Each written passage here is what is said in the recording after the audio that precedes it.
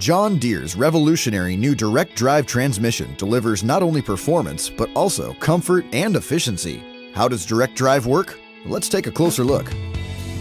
John Deere's direct drive is an all-mechanical system with two separate clutches inside the gearbox.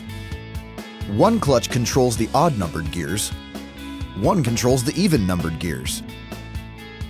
Power from the engine passes the engaged drive clutch through one path of the gearbox and the selected range before it's transferred to the differential and the rear wheels.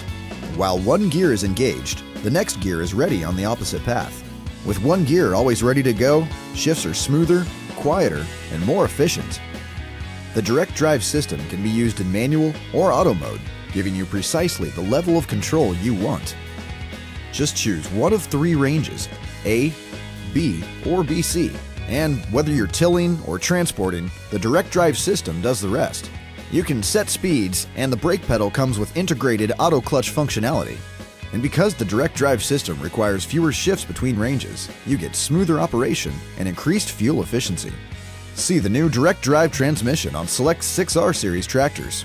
Direct drive, the next revolution in transmission technology. Only from John Deere.